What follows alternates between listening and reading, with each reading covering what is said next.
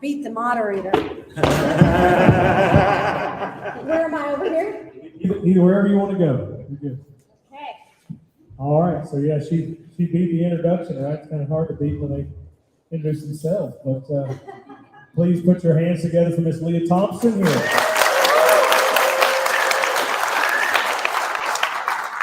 And kind of how this will work, I'll have a microphone. You can start off however you want, and then we can just ask questions, and I'll raise your hand, stand up, and I'll come find you. First of all, I want to wish y'all a happy Sunday. I'm so excited to see you all and be here in Huntsville again. After what, 40 years, 38 years, it certainly has grown. So I'm super excited to see you. And you want to ask me anything? I would say we do the flattering thing first. I think we can all say this, that you got to go back to your the Back to the Future makeup crew and say, hey, you missed me being older, because you did better than what they put you in those movies as far as that. So age well. I guess I lived a happier life than Lorraine. But it's funny how they kept saying, you're so old, and I was supposed to be 47. I mean, they were like 38. Like, what are they? I just recently did a movie, and I was a movie that came out on Friday called Unplugging.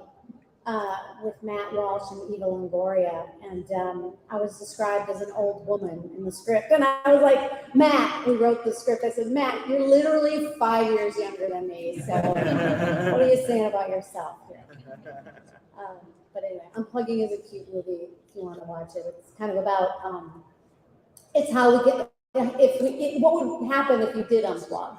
You know, if you wanted to get away from your phone and kind of like a vacation where you actually don't have any internet, and what chaos ensues from not having your phone. So that was a fun part. I kind of played, has anyone seen Red Dawn here? I pay homage to that character as if, you know, the war was over and she grew up and lived in a small town. So I'm a little paranoid. Questions? First question? Hi. Is there a story about how you got selected to direct Star Trek Picard and the background behind that? So for you people who don't know, I got to direct, I had the great privilege and honor of directing 2 Star Trek Picards this season, episode 3 and 4, and then I also did a little cameo in episode 5 that Bill Frakes directed. I've been directing for a long time, and I've been lucky in all my careers as a singer, a dancer, an actress, and now as a director to be able to do all kinds of different styles of work. You know, as an actor, I did a sitcom with Caroline in the City. I did, thank you.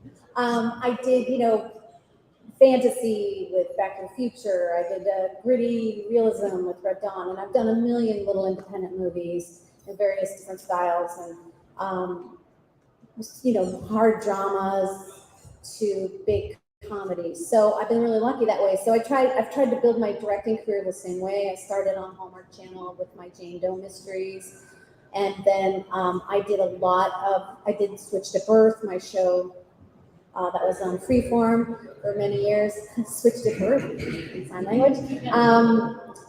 And I did that, so that was more like a drama. And then I did a lot of comedy. I did The Goldbergs, I did Mom, I did Young Sheldon. I did a lot of kind of half-hour comedies. And then I wanted to branch out because ultimately I want to direct another Marvel version of my greatest bomb/cult movie, Howard the Duck.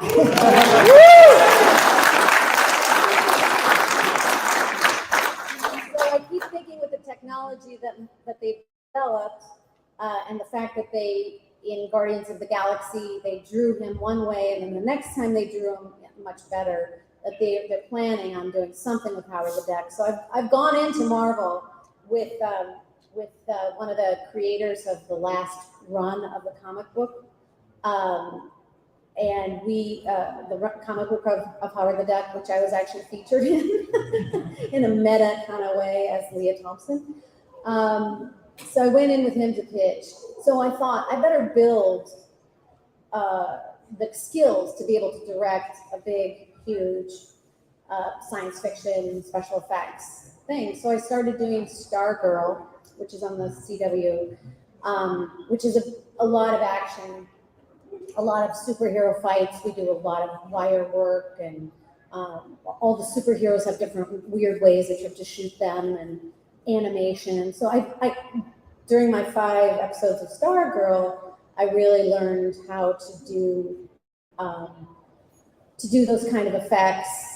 And I'm a good director. I'm always on time, on schedule, blah blah blah. So Jeff Johns, who's a creator of that, he I guess he talked to Terry McAuliffe, who's the runner of Star Trek, and he was like, she can handle this, And so it was always a dream of mine. Star Trek has always been like my favorite show since I was a little girl. It really shaped my whole way that I think and the way I view the world. When I was a little girl, and it was already in reruns. And so just being asked was such a great thing. And to be at the helm at a really difficult time, during the pandemic, it was very hard to shoot. Patrick Stewart hadn't been working for a year and a half. We were waiting for him to get the shot. No one wanted to put him in danger. And so it was a difficult time. And but I was just so honored to be able to direct it and to be part of that world. And also, I think coincidentally, I'm not sure, but I got to take the crew back in time. So I was like a time travel expert. I got to use all my Back to the Future training, even though it's completely different. But it was really fun to have that connection to taking them back in time to 2024 in Los Angeles. And what I love about Star Trek is that they use science fiction to kind of make social commentary, but it doesn't kind of smash you over the head, but it kind of gets to show you kind of a deeper, it's not just totally entertainment, there's always deeper issues. And I also got to do some really fun things, like bringing back the guy from Star Trek, somebody help me, the guy with the punk rocker. From Kirk Thatcher. Yeah, Kirk Thatcher. I got to bring him back. He re-recorded his song. I still hate you, and I hate you. So that was really fun to be able to do that with him. And that's a long answer. Did anybody follow? There will be a test. Resident Alien too. You directed Resident. Oh yeah, my sister's reminding me that I directed Resident Alien as well, which is a great sci-fi show.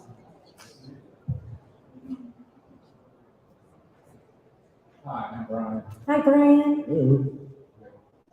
How you doing? I'm so good. It's nice to I see have a you. question about that movie you did with Will Wheaton. Fish Don't Blink. Oh, yeah. What was it like working with Will? I mean, he's one of my idols from Star Trek. And again, another question: what was it like working with those legends of Star Trek? It was so fun. I made a movie a long time ago, and Brian is the only person I think who's ever seen it, called A Fish Don't Blink. And I made this with Will Wheaton, I don't know, 20 years ago. And we had a great time, and he was just the greatest guy. And it was so fun to do Star Trek and get to do the Ready Room with him, which is kind of their post show. And he's such a great person, such a lovely man. And it was so fun to kind of flash back to when we worked together before, because sometimes it all gets kind of foggy when you've had a career as blessed and as long as I have. It gets kind of foggy, but it was just fun to have sit down and have a chat with him. There's so much warmth that exudes from him, and so much gratitude to the Star Trek fandom and the Star Trek world. that he's such a an important part of. And yeah, working with all these legends was amazing. I was sometimes it's funny. When you're the director and you have to tell Patrick Stewart what to do.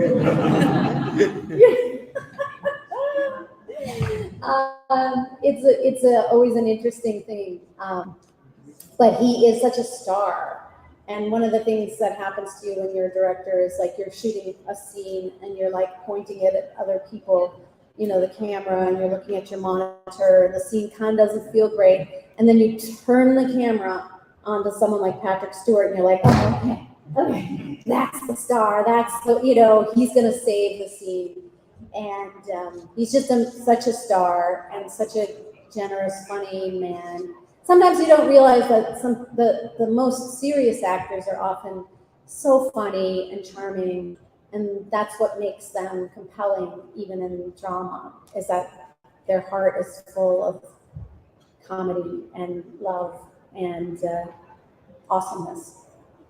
I got one question to you because I live here in North Alabama and originally from Kentucky. And I remember as a kid dreaming of going to space camp, and remember watching the show at a movie. And then now it seems like that's kind of when be living here in North Alabama. It's like now it's like you got to have $55 million if you want to go to space. So maybe a project would be to try to maybe get some local investors here and do a space camp revisited to help out kids dreaming of going to space again without having to pay $55 million to do so. But, oh yeah, I know. Well, I made space camp here, partly here in Huntsville, Alabama.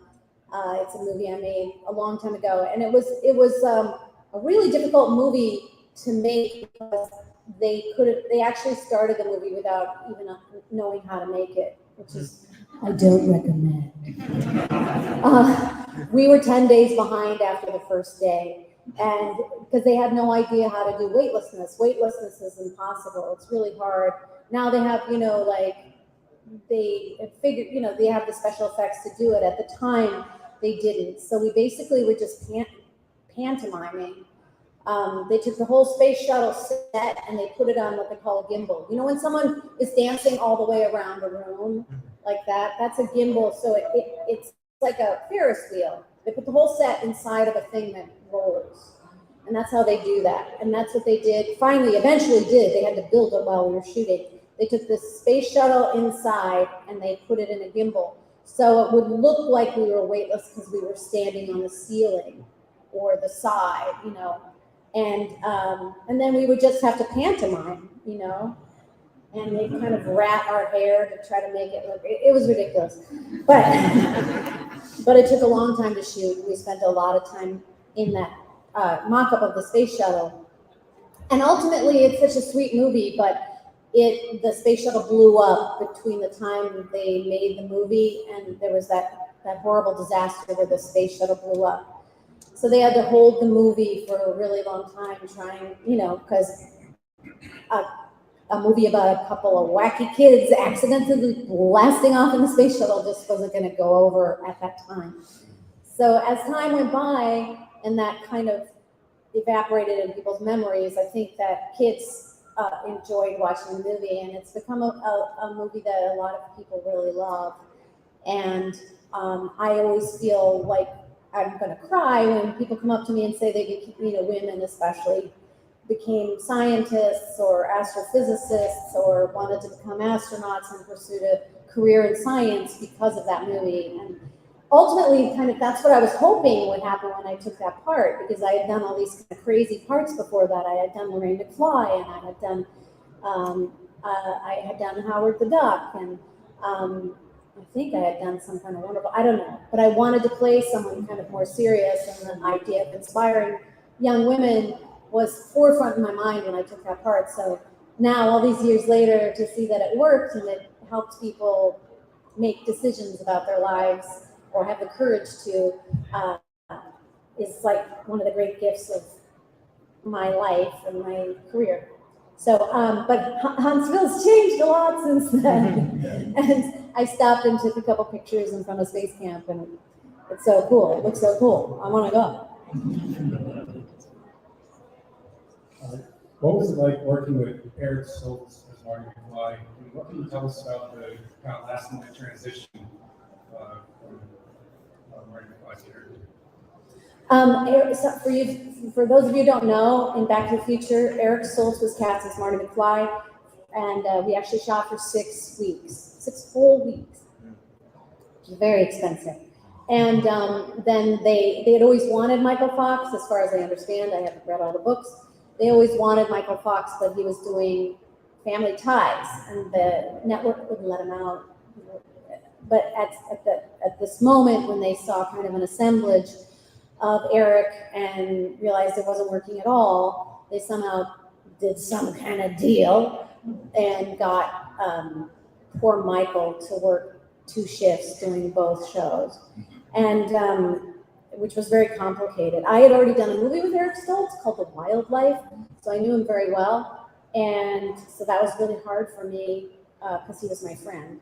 And but he approached the material from a much more dramatic perspective, I think. And he wasn't such a trained comedian, obviously, as Michael is. Doing a sitcom is a great training ground, and I think he just naturally had always studied the greats, Laurel and Hardy, and he'd studied the great comic actors and the pratfalls and the spit takes and all of the things that he did, all of the tricks he had up his sleeve, and just his way of navigating the difficult parts of the story. He just had. And so it was working with Eric. It was just totally different. And I remember we had already shot the bedroom scene where he wakes up in my bedroom, and we had shot that scene with Eric already. And they were like, okay, so we're going to use your close-ups from Eric. And I was like, hold on, guys. I mean, I wasn't one to stand up for myself a lot, but I was like, this is a completely different scene. This is not the same scene. You cannot use my close-up. That's just not fair. So they shot my close-up again, thank God. Because, Michael just had so much of a more comic way of dealing with this bizarre situation, obviously, and that's a great scene. Yeah, you had a question? Yeah. Favorite scene in Howard the Duck and least favorite scene in Back to the Future? Okay. He asked what my favorite scene in Howard the Duck is, and my least favorite scene in Back to the Future.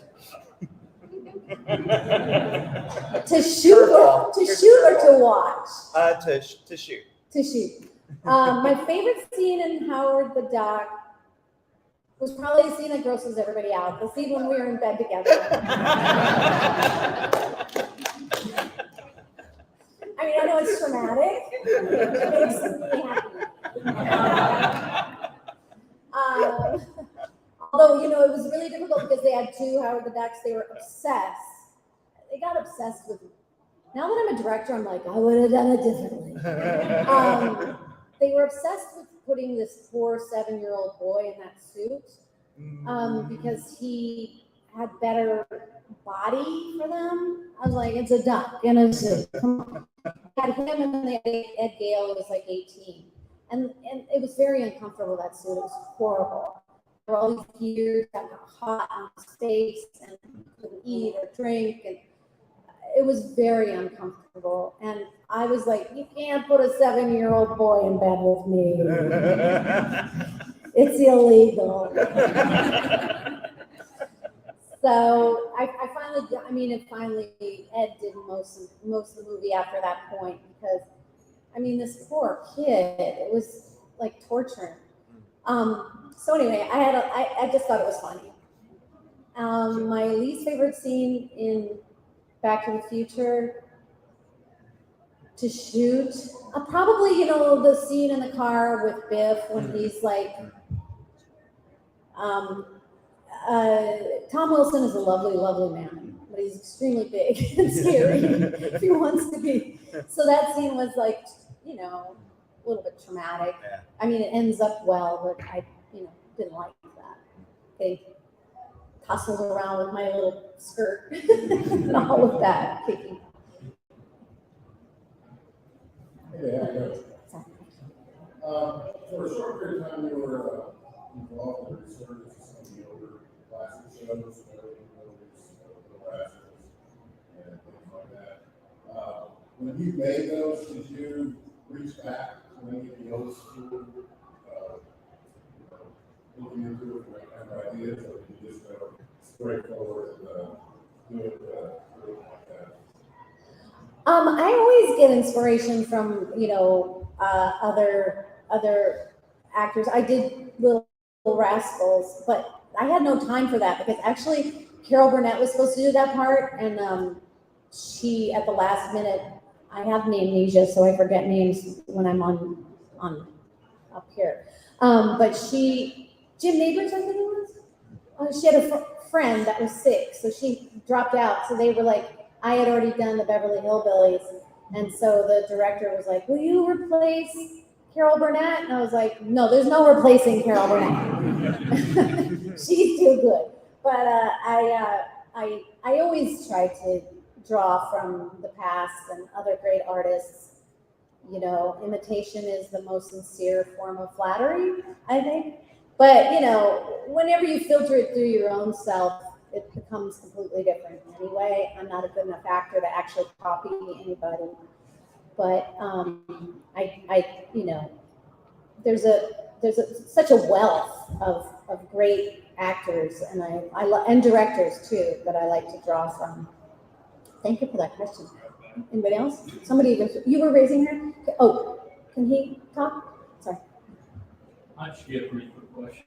So in the trilogy, you only have one scene with Christopher Lloyd in the first movie. You just wanted to give more time for He asked me about only having one scene with Christopher Lloyd in Back to the Future 1. And this is so funny to me. We just did a Christmas movie together. I've done 7 movies with him, or 8, I don't know. And 4 movies, all 3 Back to the Futures and Dennis the Menace, took 6 months to shoot. So that's 2 whole years of shooting. And I am in all these 7 movies, I'm only in that scene with Chris. And we barely even talk to each other. I don't even think I look at him. And we just did a Christmas movie for Hallmark, and we were not one scene together. I don't understand it. We did a movie called Right to Remain Silent together. We did another movie. The only scene I've ever had with him is I did this. Oh gosh, my brain. On the Discovery Channel, we did this thing where it was like a fundraiser, basically going across the country to find a DeLorean and auction it off or something like that. And so we kind of did a scene together in that. And that was the closest I've ever been. So it's a good question. And I just don't understand it. Like, why don't we do a scene together? I guess I'll have to direct it. I'm going to have to cast him. Hi. Well, I wanted to ask you about one of my favorite roles, of course, which is Agent Thomas. Okay, well, first of all, that means a lot to me because I'm an autistic guy, and I feel like that's a lot of really good representation for people on the spectrum. So what I want to ask was, what was it like being on the show, and do you know how a season 5 turned out? No, thank you for asking that question. It's nice to meet you. I played Catherine McPhee's mother on Scorpion, and it was really a fun part. I wish I could have done that for a long time because I was kind of like a really complicated mother, and which I love playing, clearly. I've been playing the mother of a 17-year-old for almost 40 years, so I think that might be a world record. Scorpion was a great show, but I have no idea how it would have turned out. I'm sorry, I can't help you with that. They didn't tell me anything, but I did love that show, and thank you for enjoying it. We got one more question. Here.